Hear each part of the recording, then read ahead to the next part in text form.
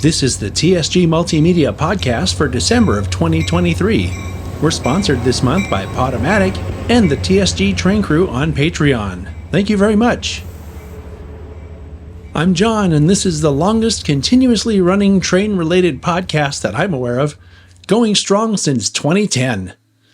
November was a bit less busy when it came to going out to do things, but it was also way busier in terms of editing and getting the upcoming program schedule filled out with lots of great content like layout tours, open houses, the final events for the Fern Creek and Western Garden Railroad in Santa Cruz, and a lot more.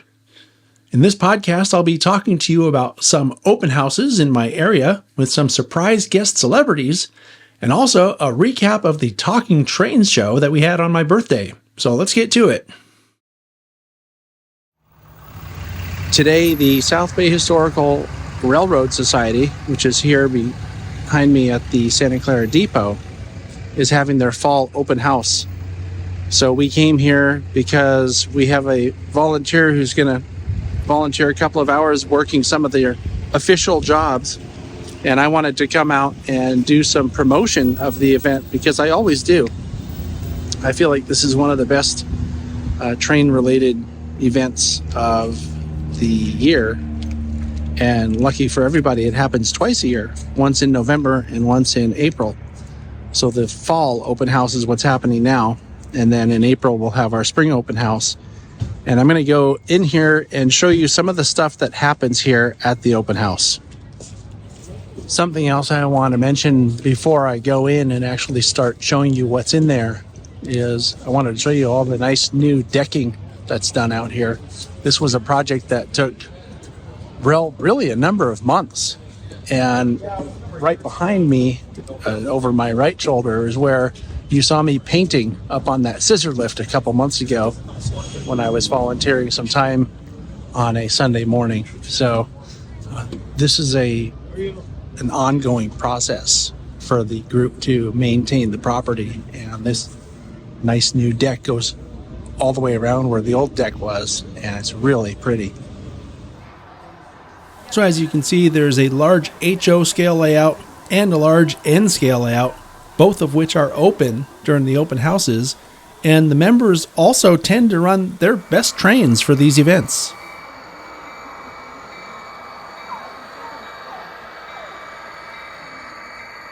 There's also what we call the general store or company store, and this is set up in the main museum area. And as you can see, there's a lot of stuff for sale. And we're talking about things like books. Oh yeah, there's a lot of books. You can see some models in the background. Did I mention there are also models of trains and more models of trains? There are a lot of train models, and if you've ever wanted to learn how to weather, this is a great place to get practice cars. Oh, there's also toy trains, and all this stuff gets donated to the SBHRS, and we sell it to help fund our restoration and preservation projects. The deck along the track side of the depot is a great place to catch up with friends and do some foaming while you're at it. The private car that sits alongside the depot was built in 1912 by the Pullman Company for the Oregon Washington Railroad and Navigation Company. It was rebuilt as a business car and then eventually sold to the Oregon Short Line Railroad. Both of these railroads were absorbed by the Union Pacific, which operated the car as UP 157 for about 30 years. It has been restored, and it's definitely worth a look if you ever have a chance to see it in person. The interlocking tower was built in the mid-1920s and served the Southern Pacific until the 1990s. This is also open at every open house. I ran into someone I know here. Yeah, I like trains, so I came down on the train that's not here, and then I forgot there's the magical new power of electricity here, but they don't run the magical electricity trains for us to ride yet.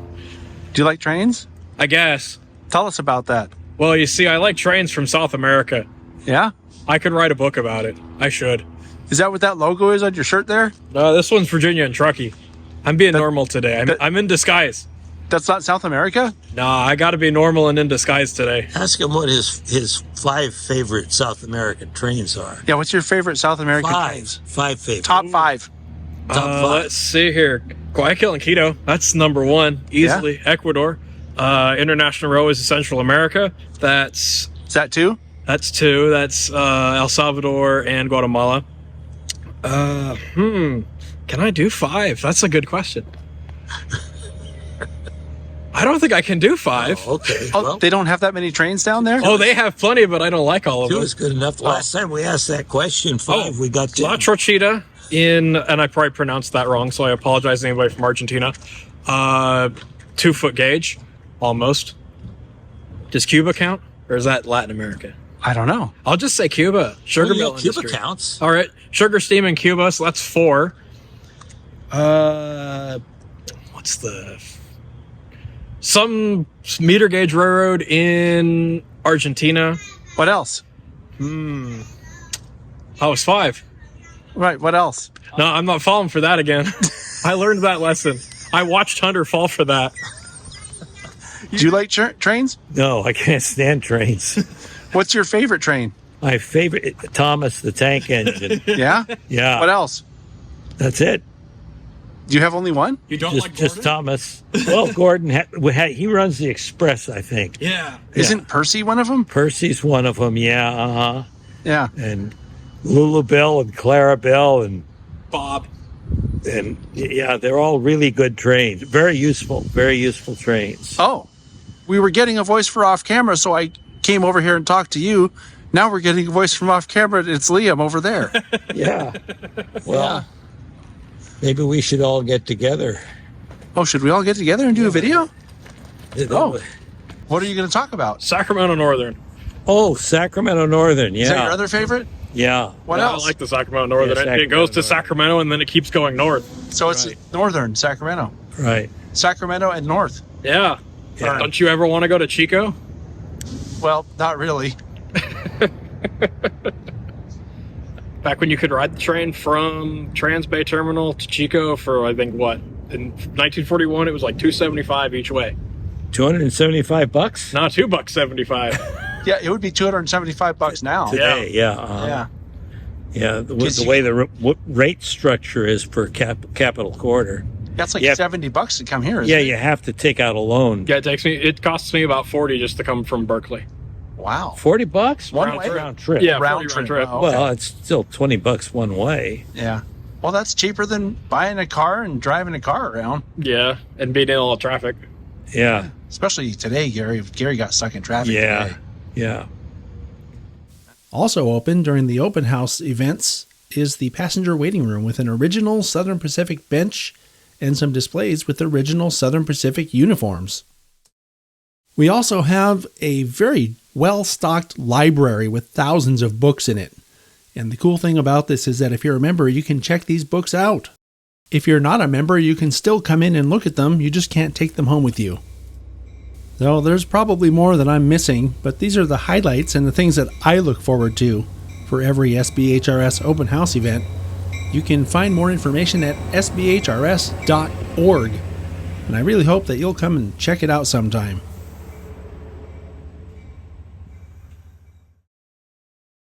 So I'm here today. We're doing something kind of train related or model railroad related. I'm at Silicon Valley Lines with my friend James, also a TSG train crew member. James, thank you, sir. And this is one of Silicon Valley Lines' open houses for the year.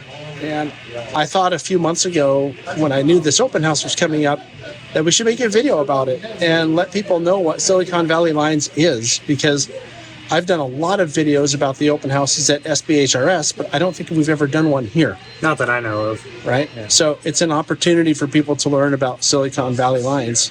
And since we have you on the camera right now, James, what would you say about Silicon Valley Lines in 20 seconds or less that would make people interested in watching the video? Well, you get to see how we do some of the operations. Currently, for the open house, we run just a modified version of a normal operating session. But you get to see just kind of what we do during our operating sessions and what we do as a club.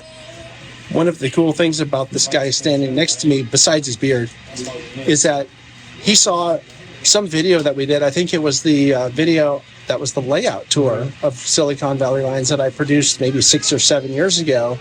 And I think that's what made you join, isn't it? Yep. So it's kind of a success story. I think of it as a success story when it comes to, promoting something and then having someone get interested and go, oh, that's cool. Yep. So anyway, that's what we're doing here today. And I may come on later with a little update. Right now, we're going to get to work doing some recording.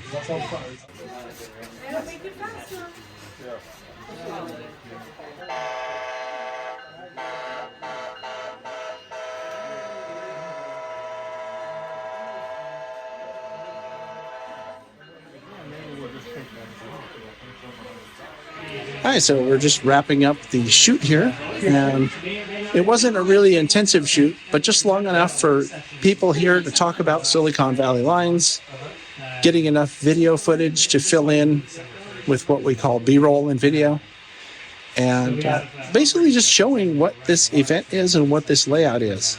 And my hope is that people watching eventually will see that standalone video and be interested enough to come down here and check it out. And then the really eventual hope is that people will want to sign up and join here, because quite often during live shows on this channel, we get people in the live chat talking about how there's nowhere for them to operate and how do I get into operations, and it's really hard. Well, this is one of those examples of how to get into operations. You can find a club layout like this one, whose purpose is ops.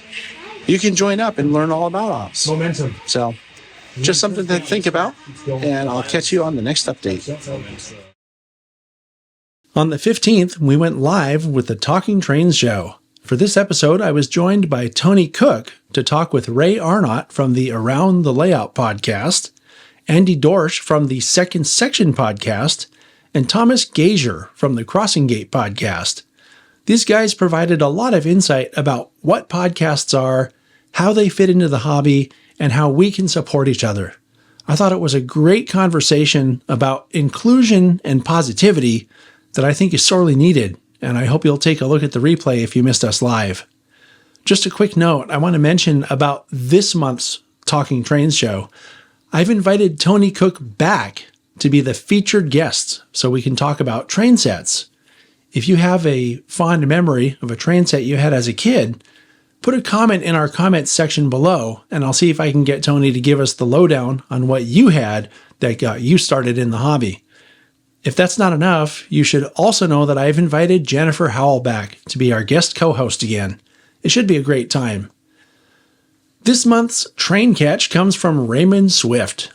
I met Raymond at the SBHRS open house, and he sent in this photo of some locomotives sitting on the tracks on December 28th of 2022 in Milpitas, California.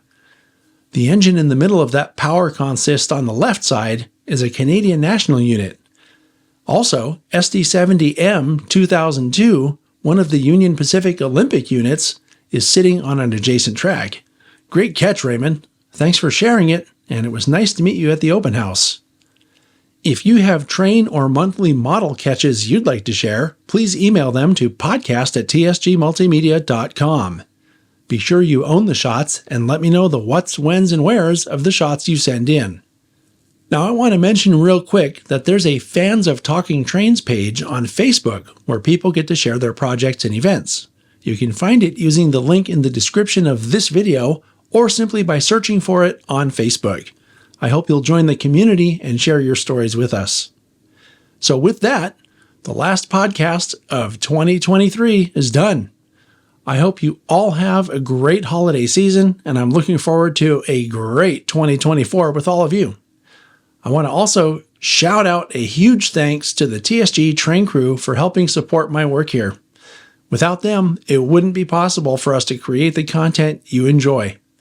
If you can spare a few bucks a month, please add your support by joining the TSG train crew today by going to patreon.com/TSG Multimedia. In return for your support, you get really cool things like sneak peeks that are presented ad-free in ultra-high definition 4K. A few bucks probably doesn't sound like much, but it helps us a lot, and I wouldn't ask if it didn't help. So all right, that's it for now. Thanks for watching, and I'll see you next time.